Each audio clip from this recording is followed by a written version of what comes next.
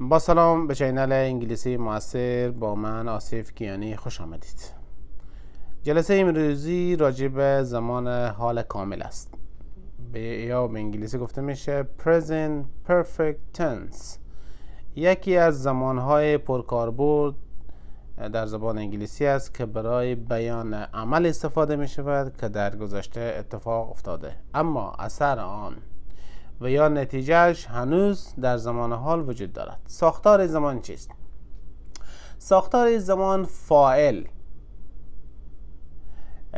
جمع have و یا has جمع شکل سوم فعل که به انگلیسی گفته میشه past participle شکل سوم فعل استفاده میشه و همچنین تکمیل کننده ها که قید میتونه باشه و همچنین حروف اضافه یا پریپوزیشن که میگم با آن.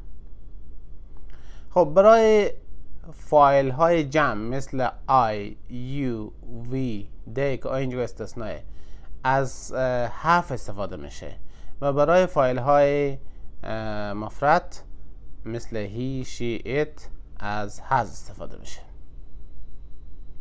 به مثال های ذیل توجه کنید.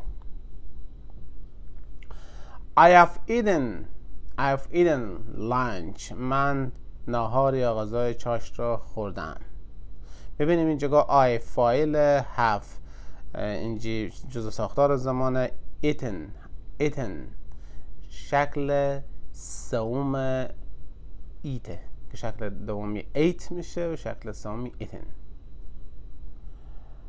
She has finished her homework. او تکالیفش یا کارخانگیش رو انجام داده یا اجرا کرده است. We have visited Paris twice. ما 2 بار از پاریس دیدن کرده ایم.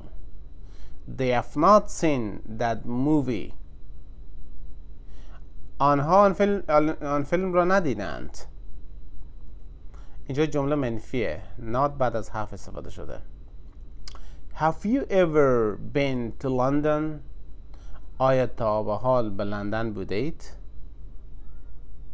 خب کاربردهای زمان حال کامل. عملی که در گذشته اتفاق افتاده اما اثر آن هنوز باقی است. مثال I have lost my keys. کلیدهایم را گم کردم. یعنی هنوز پیدا نشدن. هنوز گم است، اثری هست. کاربرد دوم تجربه های زندگی تا زمان حال. She has never traveled by plane. او هرگز با هواپیما یا طیاره سفر نکرده است. تجربه نکرده ای. Have you ever eaten sushi? آیا تا حالا سوشی خورده ای؟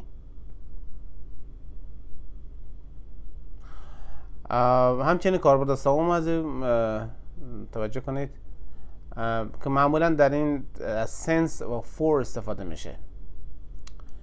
عملی که در گذشته شروع شده و تا حالا ادامه دارد.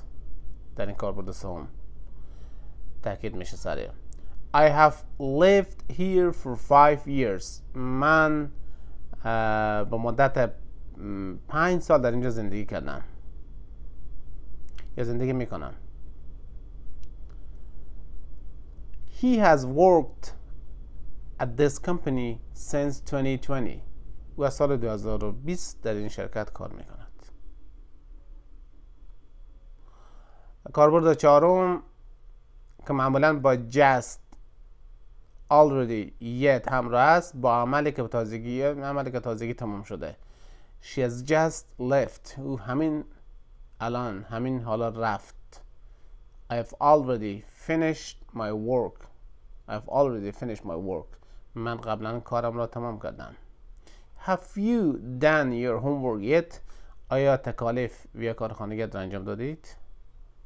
خب نکات مهمی که در این زمان بعد استفاده کنیم، اگر خواسته باشیم که منفی کنیم not بعد از has و همچنین یا have میاریم.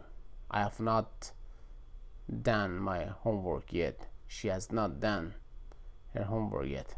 و همچنین دقت کنیم که شکل سوم فعل اینجا استفاده میشه. فعلا به 2 شکل، با قاعده و بی قاعده. افعال بی قاعده گفتیم که شکل خود تغییر میده و همچنین افعال با قاعده شکل دوم آنها ایدی میگیره، یعنی با آخر ایدی